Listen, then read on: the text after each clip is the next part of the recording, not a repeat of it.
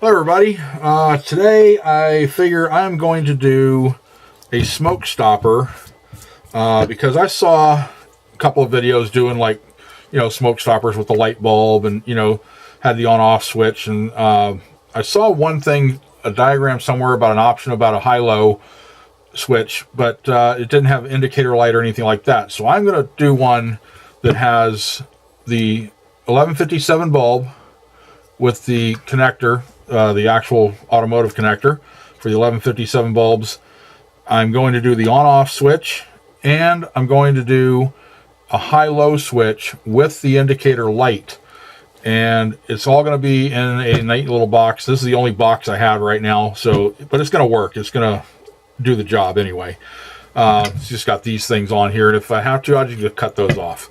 But the reason I'm wanting to do this is because I was relying on these, and I saw Joshua Bardwell's video on this, and yeah, I don't think I'm going to trust these anymore myself, because I can't afford to keep replacing components. So I'm going to do the light bulb style, and instead of building one, buying one, I'm going to actually build this one with the high-low switch and everything in it with the indicator lights. So I just wanted to put this video out there. I know there's other videos out here doing this, but I just figured I'd put my own up just because I haven't seen one with an indicator light yet for your high-low, or I saw one with the indicator light for the on-off, but nothing with a high-low indicator. So that is a little bit different in wiring. So I'm going to have you guys just bear with me. This is going to be a little bit of a long video. Boy, I can't talk today. I hope I can solder, but I can't talk. So anyway, just bear with me. This is going to be a long video. I'll try and get this done as quick as possible, and just follow along and you'll see exactly how I'm wiring this up. I already did cut the case because it's going to be a lot. It was a lot of time to really take this all out with the Dremel tool, and right here I had to do a 1-inch hole and 3/4-inch holes, and I had to Dremel out the notches for this and the notches for the stop on the switches here, because these switches, where's another one of the switches? These switches have a little notch on this side, and the little clips here are not designed for something this thick. So I had to do a little bit of honing and things like that, but they went in there. They're nice and tight. They ain't going anywhere. And I still got some extra wire here on this, but all I have is some black and white wire, or black and red wire. This is all I have, some 18 gauge, but I do have other sizes, but 18 gauge is what I'm going to use because that's what's on here anyway. Just go ahead and use the 18 gauge. I only have the black and white. I don't have blue and red, all the other colors. So what I have in the way of colors is right here. That's the only different color I have is blue, and it's right on here. So I'll see if I got enough there to do what I need to do here. Okay, so let's get started. Since I already cut these out, I guess we're ready to start soldering here. First thing I'm going to do, I'm just going to tin up all these, but I do want you to see on these switches, there's another video out there that uses these exact same switches, so I just figured I'd get these. Plus they're flat, makes it a little bit more portable. You can take the bulb out, stick it in a bag, or whatever. I wanted to get a case that I actually had a latch to open up and then just stick a couple extra bulbs inside there and then close it up, use it that way. But I don't have another case to use right now like that, so later on I'll probably make one that way so it's completely portable. But right now I just have to take the bulb off, stick it in a little box or something, and take it with me like that if I want to use this. So anyway, let's start by tinning up these just these connections here. We'll tin up these XT60 connectors as soon as I can find my helping hands, or I'll just do it on the vise over here. I'll do it on the helping hands. It won't make a difference. Here we are. And you get a couple of these on here, make it a little more sturdy. So these I'm going to have to take out for the moment.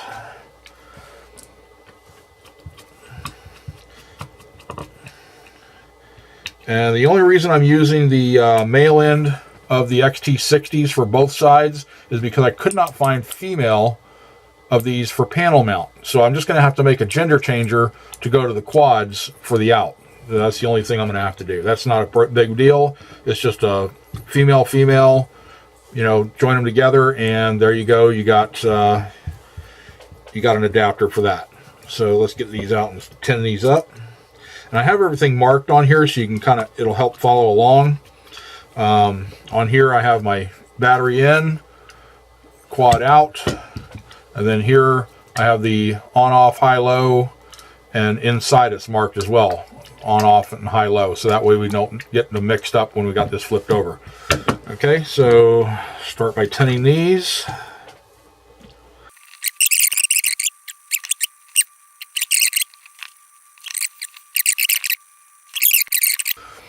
All right, we are going to start with the battery in end, which would be over here. This is just the way I've designed this. Ow, that is still hot. Okay. Remember, solder's hot, so does the soldering iron. And the things stay hot for a little while. I always forget that. I've been doing this for, I don't know, since I was 6 years old. I've been soldering and stuff and doing RC, 5, 6 years old, and I still end up burning myself on this stuff. Just because I get in a little bit of a rush or I get a little impatient, and I just end up burning myself. So anyway, battery in, this will be the quad out on this end. So from battery in, what we need to do is, hold on a second. I actually want to do something here. I did a test circuit just to make sure my thoughts were correct. You probably won't be able to see this whole thing here, but I don't know if I can get this out of here and get it over here. Might have to move the camera a little bit. I don't know, maybe. Okay, anyway, here's my test circuit. You're not going to really tell what is going on here with this, you know, where I got to solder everything, but I do have this test circuit here. Hopefully it's all on the camera, and you'll see exactly how this is going to work.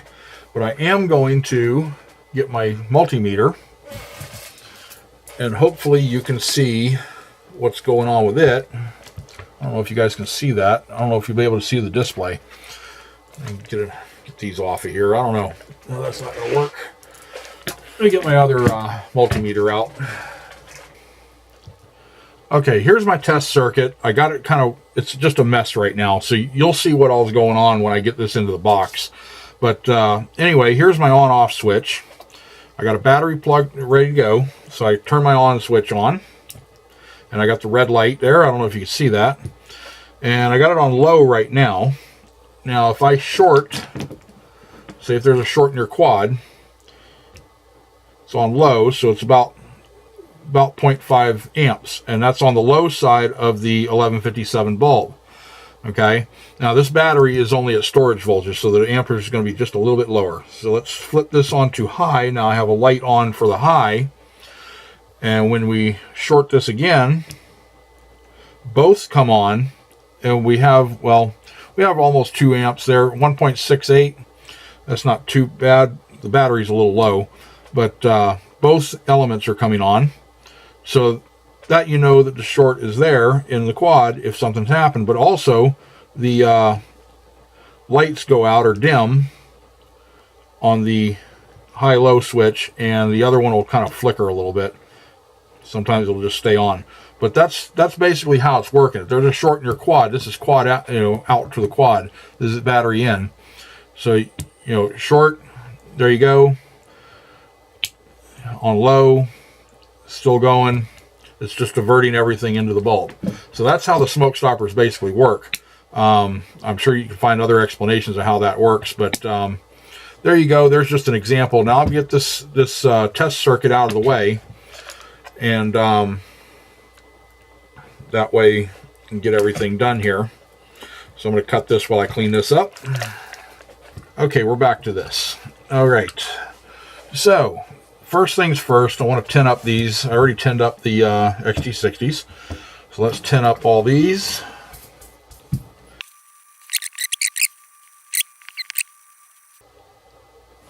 All right, let's hope that didn't ruin the switches. They still sound good, but internally they could be damaged just because you get it too hot. Start melting the plastic in there and everything just goes haywire. But let's hope that worked. If not, I got more switches to replace them with. Okay. So I'm going to make this to where the wires are long enough that if I ever have to work on this, I can lay this out So one of the things we're going to have to do is get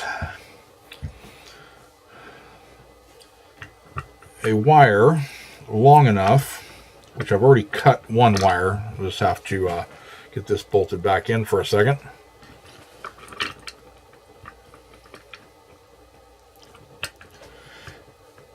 And you know, of course, things don't want to cooperate with you when you're making videos. It just never fails.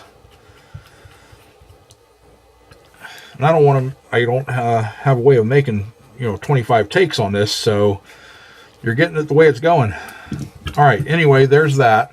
Now, I've already cut this wire, and this is going to be the ground. And the ground wire is going to have to go to ground to your XT60 out, ground to your XT60 in, and you're going to have to ground across both of the copper colored terminals on your switches. Okay, so we're going to get those soldered in. We get this stripped.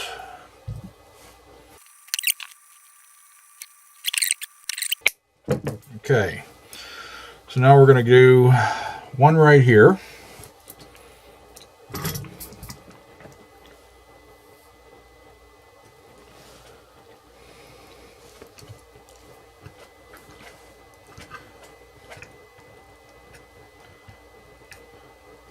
There it goes. Okay, now that's cooled down. Hope I didn't bend that connection. Okay, now this is going to run around here like this.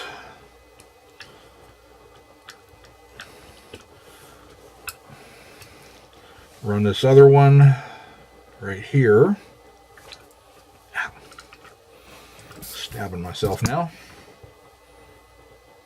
Get a little tin on that. And we're going to try and get this in here without melting the case.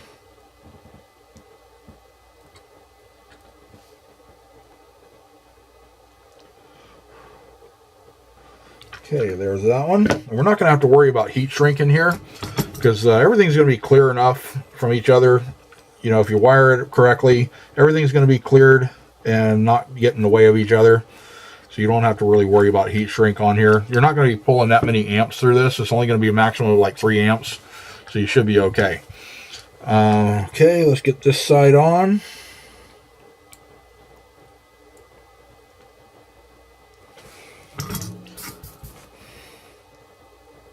And I'm going to constantly burn my fingers here because I'm not using little pliers. All right, we're going to do this end first. It's easier to hold on to.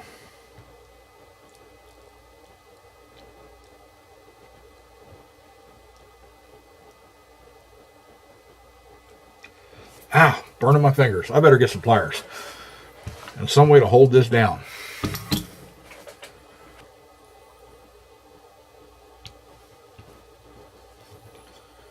Try to do this and hold this all at the same time.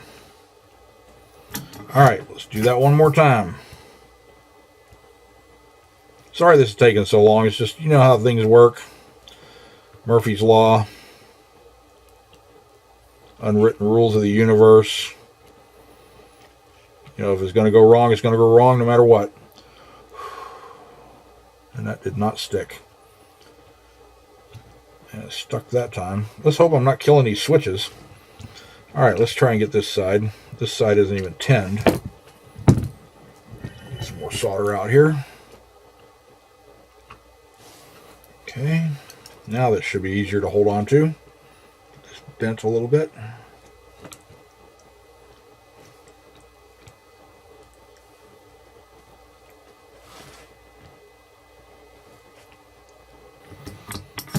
Okay, there's your ground going across. Now that's going from your XT60 ground out, XT60 in ground, and across your 2 terminals, the copper terminals on your switches. Get some of that excess off of there.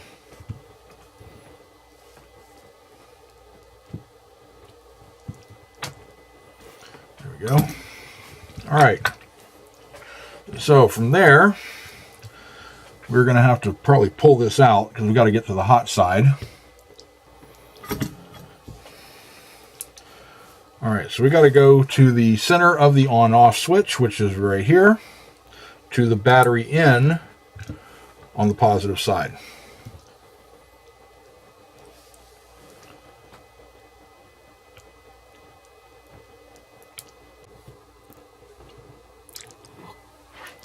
Okay, sorry about that. Camera cut out. Okay, so we were getting the positive, the hot side from the battery in to the center of the on-off switch. So we got to take this out now so I can get the connection on that. And we'll put it back in.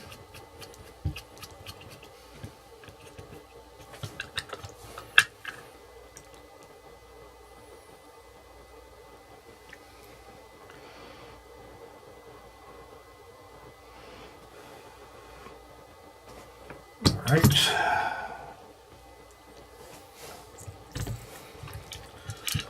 So now we can just stick this one back in here. And it's hot. I've got to quit burning myself. I just get so impatient with this and waiting for it to cool and all that. I just end up burning myself constantly.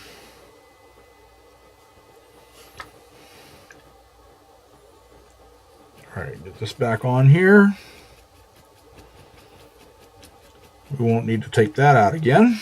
Let's go ahead and get a second screw in there.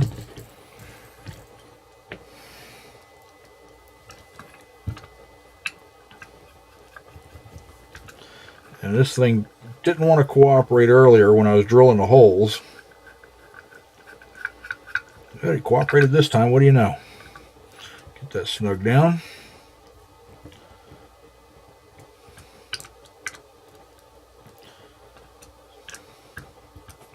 Okay, so what we got is the ground from the XT60 out to the XT60 in. Across both switches, the copper terminal, and then we have the XT60 in positive to the center of the on-off switch. Okay, so now we have to do, let's see, let me get my thoughts straight. It's just one of those days. Okay, now what we need to do is take this side and put it to the hot out on the on-off switch. Now, I don't have any more red wire or red heat shrink, so we're just going to have to remember that this one, this black wire on this 1157 socket is hot. This is the hot side. So that's where that's going to go. So let's go ahead and trim that off. I'm thinking about leaving enough that I can hot glue it down or something right there so it's not just flopping all over the place. We'll just do it this direction. Try and get things as nice and neat as possible. Hot glue it down in the corner. Okay, about right there should do. So we'll clip it off right here. Strip that wire. This is different wire casing, a little harder to strip. And this is not, I'm using silicone wire on everything except for this. Yeah, it's not necessary to use silicone wire on everything, but that's what I have right here. But this is not silicone wire here, so you're going to have to be quick on the soldering iron. Hopefully you don't melt it back too far. And if I can get this to cooperate, let's try and set it up here and see if that does. Okay, I'm going to use the pliers so I don't burn my fingers again.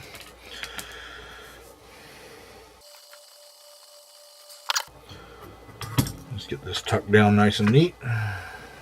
And we'll get some hot glue on there later and go ahead and stick it down. Okay, so we got that wire going in there. Okay, so that's hot out, going into there. Okay, our blue wire is going to go to the center of our high-low switch, and then from there we have to run a wire to the XT60 out to the quad on the positive side. Okay, So we're going to run this wire over here. We're going to splice a red wire onto that, so that way we can run that over to the other XT60. Like I said, I want everything long enough that I can actually lay this out if I had to work on it. So we're getting that about right there.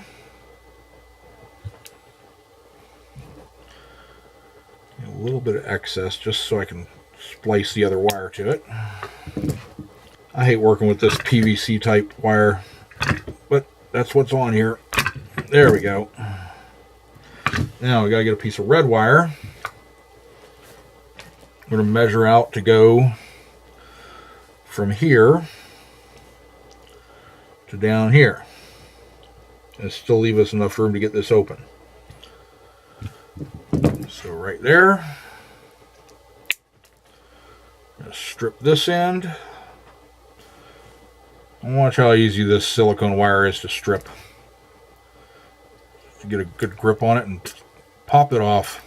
Not like that other stuff. This one I don't have to go so long. So this one's getting put onto this.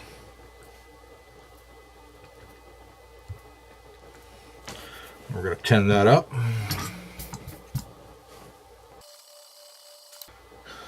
Okay, then we got to go to this wire right here, this center pin on the high-low.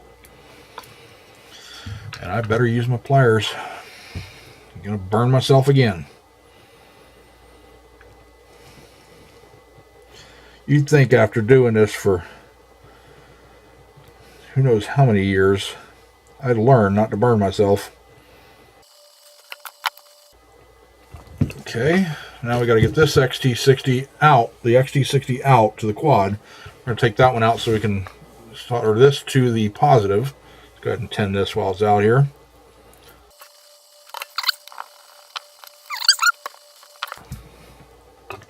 And here we go, burning my fingers again. Okay, so there we go with that. And of course I'm going to go and burn my fingers again because I'm not waiting for it to cool down. All right, let's go ahead and stick that back in because we're done with that. Yep, burn my fingers again. Surprised I have feeling left in my fingers at all after all the burns I've done with soldering. I'm going to get the other screw in that because we're done with that connector. The reason I'm not using washers on this, and I drilled the holes just the right size, is because you can't get a plug in there if you have a washer on there. But right now you can still get a plug in there, and I have an extra female end here. You can plug right in like that. This is the end I'm going to make the adapter for, the gender changer. Okay. All right, so just a quick review here. We have negative ground XT60 out, going over to XT60 in, and over to your high-low switch, and across to your on-off switch on the copper-colored connector. Then you have your hot in going to your on-off switch, center pin, and then we have your hot out coming from here on the black wire on the bulb socket.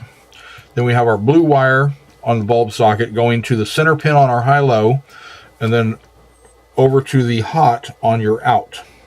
Okay, on your XT60 out. Now, your red wire. Let me gather my thoughts again. I'll be right back. I gotta get something to drink. Okay, your red wire on. I'm back, and on the red wire here, off of your plug socket, it is going to go to your hot out on your high-low switch. So let's go ahead and get that plugged in, soldered on here. Measure this. And don't burn your fingers again. Use the pliers. Use the pliers.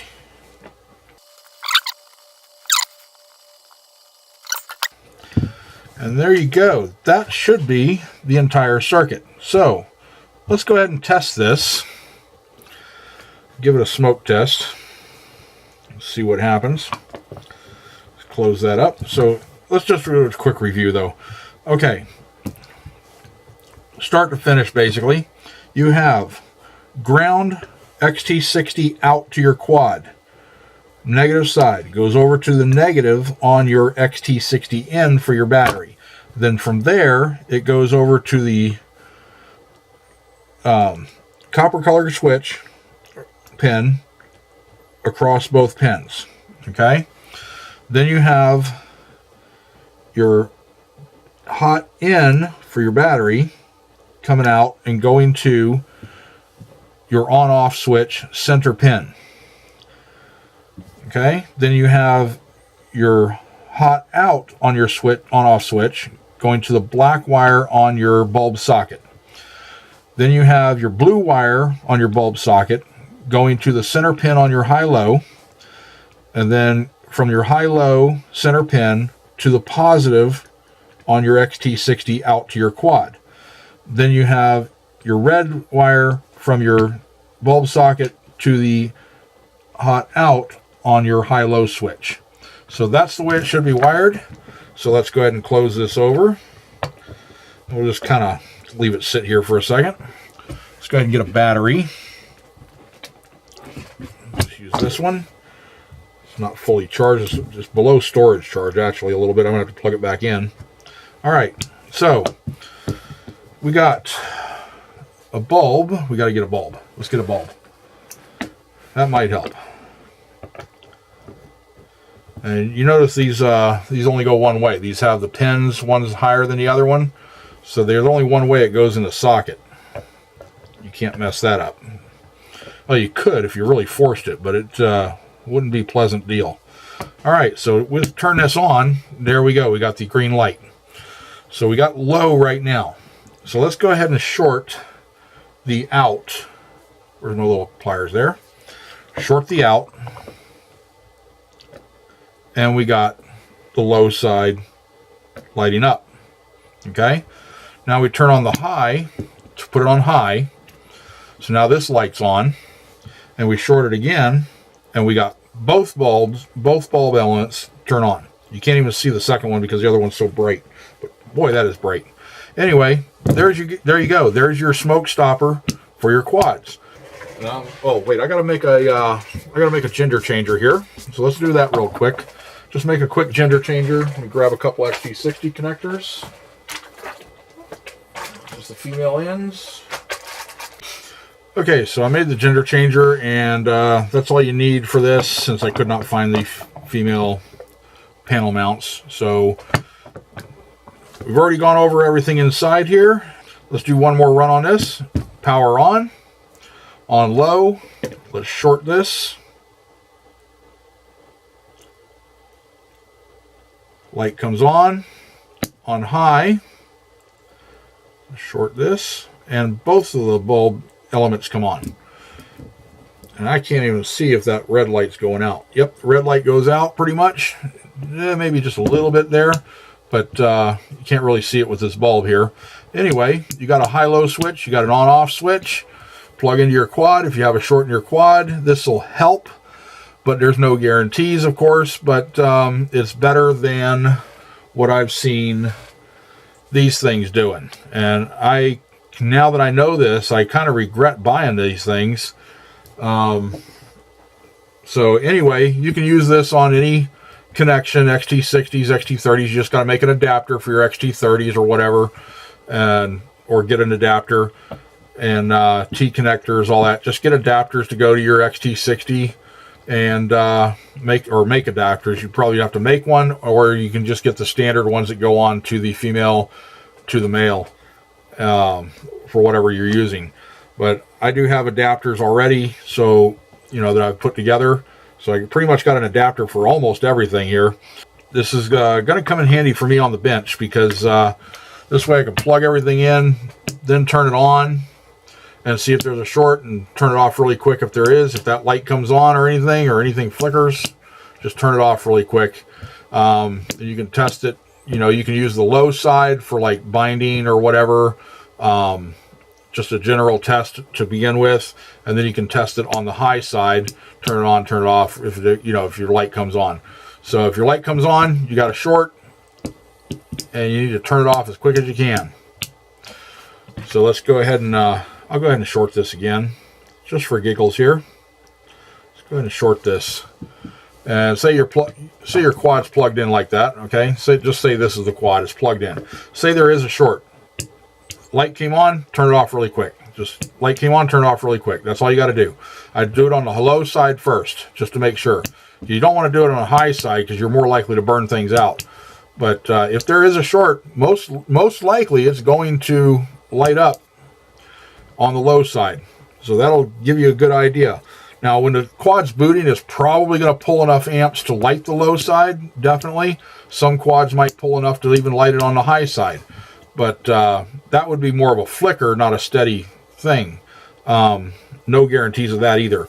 But just a note here, if you want to build one of these like this, I'm not going to take any responsibility for anything that happens. If you do burn out your quad, I mean, it could be something wrong with your quad, something wrong with your soldering, could be something wrong with what you did in the box here or whatever. But I definitely will not take responsibility for any of that. I just want to put that disclaimer out there, and that way everything's clear about that. Now I'm going to change these stickers because of course I don't like the tape on there. That was just temporary, just so I could show you guys how this works. And I am going to be gluing down a couple of these wires just to make sure they don't go nowhere. So thanks for watching, and we will catch you on the next one. And don't forget to subscribe. Don't forget to hit that like button, hit that notification bell, and comment if you want. Let me know what you think about this idea here. I am going to make another one eventually with a different box, because this is the only thing I could find that was suitable at the time. Everything else was out of stock, and couldn't find my other project boxes that I have. They're in a box, another box somewhere around this house. I don't know where they're at. So anyway, thanks for watching, guys. Subscribe. We'll catch you on the next one.